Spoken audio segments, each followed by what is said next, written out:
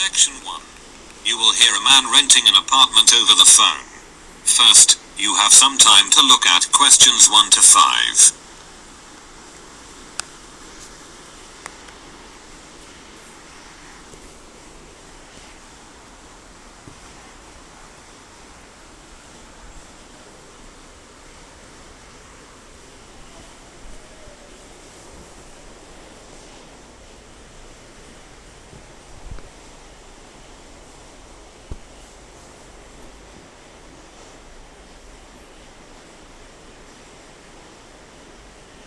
You can see that there is an example that has been done for you.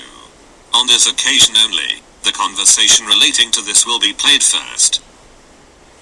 Hello, how can I help you? Hello, I want to rent an apartment. I saw your advertisement about 2-bedroom apartment on Bridge Street. The woman answers the phone. Bridge Street, so the word bridge has been written on the top of the form. Now we shall begin. You should answer the questions as you listen, because you will not hear the recording a second time. Listen carefully, and answer questions 1 to 5.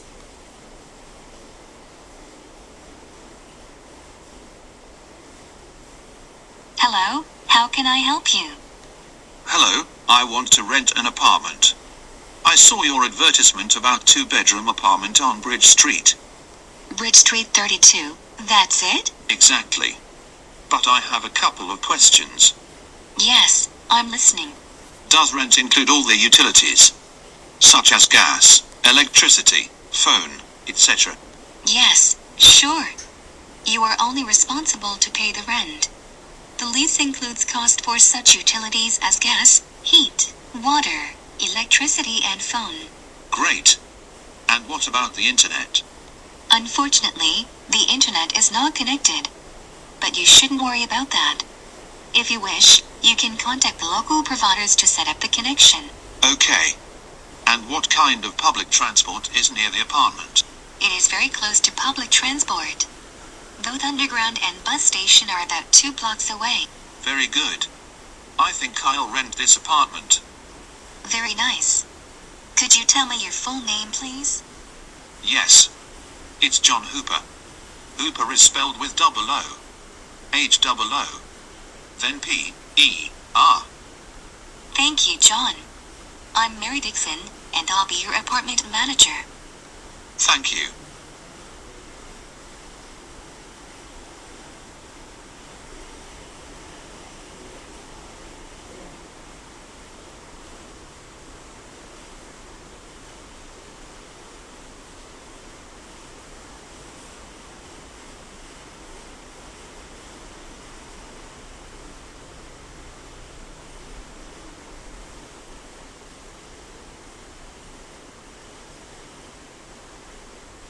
Now listen, and answer questions 6 to 10.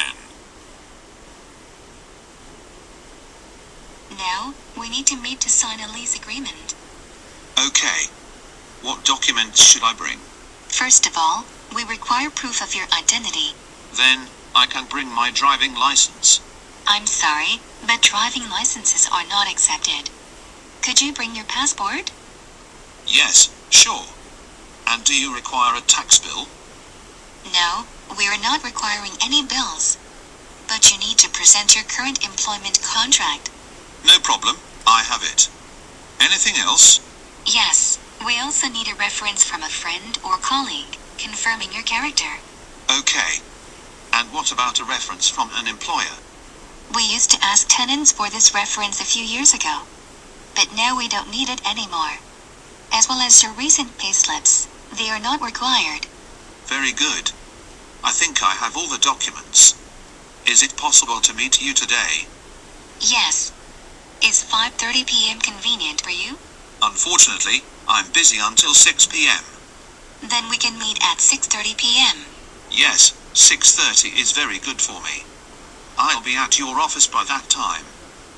I think it's better to meet directly at your future apartment, because we'll anyway make a visit. Oh, you're right. See you soon. Thank you. See you soon. That is the end of section 1. You now have half a minute to check your answers. Rich, bang, bang, yummy, rich.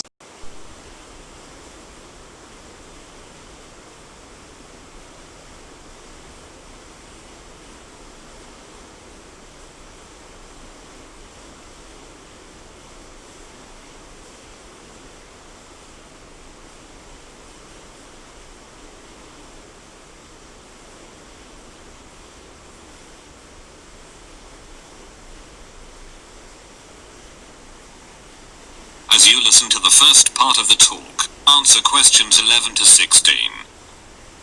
Thank you for deciding to visit historic royal palaces of the United Kingdom. Every year dozens of tourists choose to visit the Tower of London, and we have a variety of tickets to suit your own interests. If you wish to make a single visit, you can buy a single day ticket. This ticket enables you to visit only the Tower of London. The adult ticket's cost is £24. Children between the ages of 5 and 15 pay £18, and children under 5 can visit the tower for free. For full-time students, 16 years and over, and disabled visitors we offer a reduced tariff. If you have a reduced tariff, you pay only £19. And if you're going to make a visit with your family, it's a good idea to get a family ticket. The family ticket enables you to visit the tower and one other royal palace during one day. It costs £55 and can be used by up to 2 adults and 3 children. For permanent visitors we offer an annual membership. The annual membership provides you unlimited entry to any 5 royal palaces and costs £107 for both adults and children over 5 years.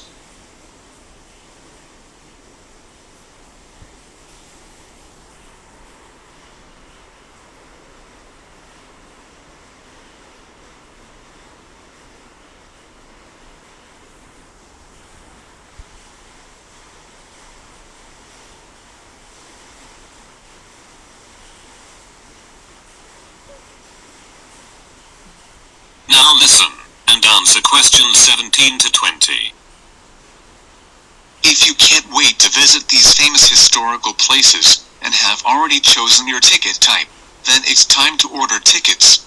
The first and the easiest way is to buy your tickets online. To do this, you should visit our site and select a date, then make a payment. Make sure that after the payment is completed, you receive a confirmation email of your booking. The second way is to book your tickets by telephone. However, you have to pay an additional fee when ordering tickets over the phone. Plus, telephone bookings are not available during the weekends and holidays. So this option is not very convenient. And if you don't want to plan your visit in advance, there is a third option for you. You can simply purchase the tickets in person on the day of your visit. There are plenty of ticket kiosks near the Tower of London and other royal palaces. I hope that you'll enjoy your visit. That is the end of section 2. You now have half a minute to check your answers.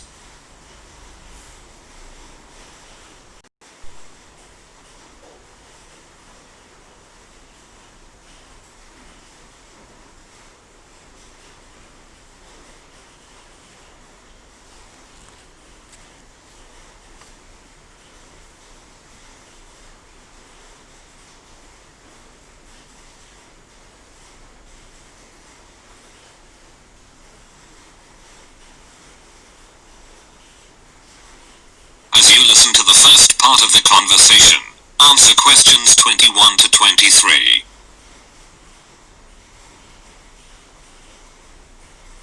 Hi, Kate. How did you like the first lecture? Hi, Julie. You mean that lecture about brand identity? Exactly.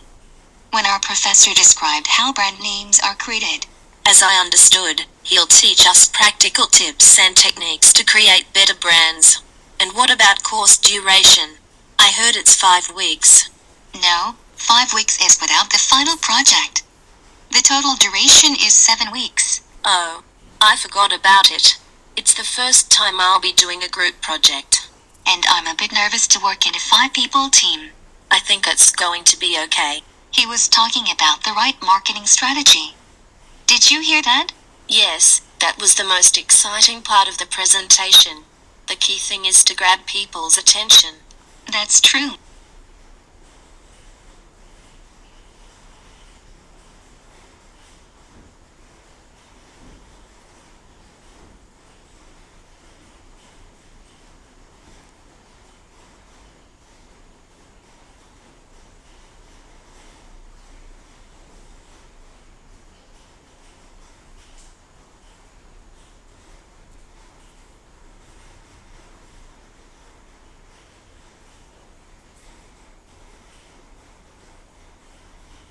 Now listen, and answer questions 24 to 30. And how do you like the curriculum? I think it's nice. It's great that we'll be learning marketing in detail, as I've always been interested in this subject. Me too. And after that, we'll be training to design custom logos. The professor told that the curriculum has been modified, and we won't learn design this year. What a pity. The same with product management. But you shouldn't worry, they just combined these two sections into a larger one called branding. Then it's good. Moreover, they've added something called e-commerce this year. It's a great alteration, and the course is kept up to date. Online trading is so popular now. And after that, we'll learn advertising. Yes, and also analytics. Really? Won't analytics be replaced with customer attraction? Yes, you're right. I forgot about that. I think that's all.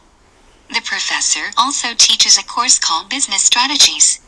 So, we may take his other course next year. Dear. And where is the next lecture? It's in the big classroom on the ground floor. Thanks. You're welcome. Don't forget to take your last week assignment. Okay. Goodbye. Bye.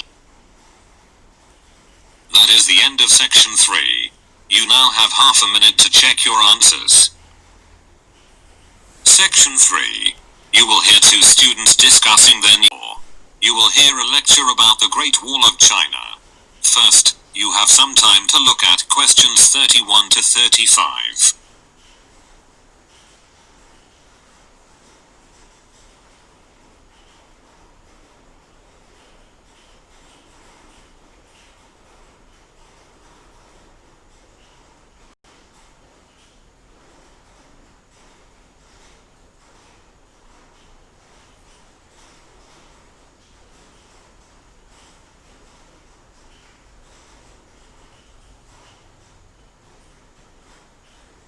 Now listen carefully, and answer questions 31 to 35. Perhaps the most recognizable symbol of China and its long and vivid history, the Great Wall of China is one of the most extensive construction projects ever completed. Somewhat ironically though, the one monument that China built to keep foreigners out is actually now the biggest tourist attraction in the country. Despite the initial purpose, the Great Wall never effectively prevented invaders from entering China. It came to function more as a psychological barrier between Chinese civilization and the world, and remains a powerful symbol of the country's enduring strength. Though the beginning of the Great Wall of China can be traced to the 3rd century BC, many of the fortifications included in the wall date from hundreds of years earlier, when China was divided into a number of individual kingdoms during the so-called Warring States period. Around 220 BC, Qin, the first emperor of a unified China, ordered that earlier fortifications between states be removed, and a number of existing walls along the northern border be joined into a single system that would extend for more than 10,000 li and protect China against attacks from the north. A li is about 1/3 of a mile, and that's where the monument's name came from. The original name for the Great Wall is Long Wall of 10,000 li, or simply the Long Wall. Though the wall is quite inspiring, it was never called the Great Wall in Chinese, and only foreign mistranslation with romantic overtones refer to it as Great or Big Wall. With the death of Qin and the fall of his dynasty, much of the Great Wall fell into disrepair.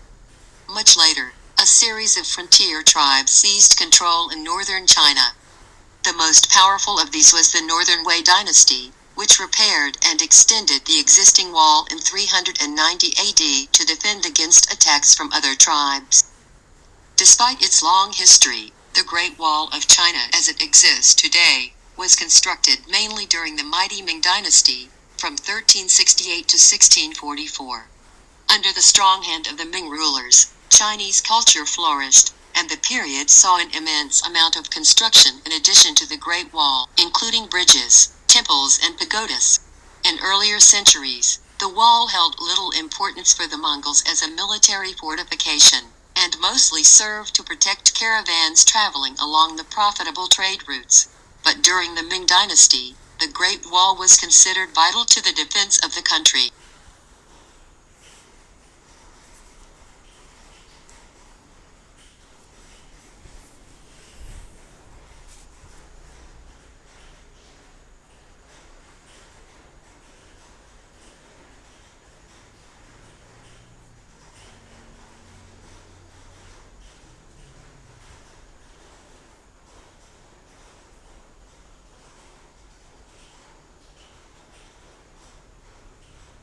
listen carefully and answer questions 36 to 40.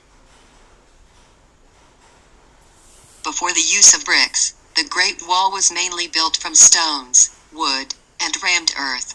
However, during the Ming Dynasty, bricks were heavily used in many areas of the wall. The size and weight of the bricks made them easier to work with than earth and stone, so construction quickened. Additionally, bricks could bear more weight and endure better than earth and wood. But many western sections of the wall are constructed from mud, and thus are more susceptible to erosion. That's why in many locations the Great Wall is in disrepair. A report by the State Administration of Cultural Heritage states that almost a fifth of the wall has totally vanished. In places, the height of the wall has been reduced from more than 5 meters to less than 2 meters. And more than 60 kilometers of the wall in Gansu province may disappear in the next 20 years, due to frequent sandstorms. However, the state does its best to preserve and extensively renovate the Chinese wall, which makes a considerable figure upon the terrestrial globe. Due to its imposing sizes, the wall is often believed to be visible from the moon. But it's only a rumor. The width of the Great Wall, viewed from the moon, is about the same as that of a human hair, viewed from 2 miles away. In other words, to see the wall from the moon would require superhuman eyesight. Today, the monument attracts thousands of national and foreign tourists every day. In 1987, UNESCO designated the Great Wall a World Heritage Site. And now the Great Wall is generally recognized as one of the most impressive architectural feats in history. That is the end of section 4. You now have half a minute to check your answers.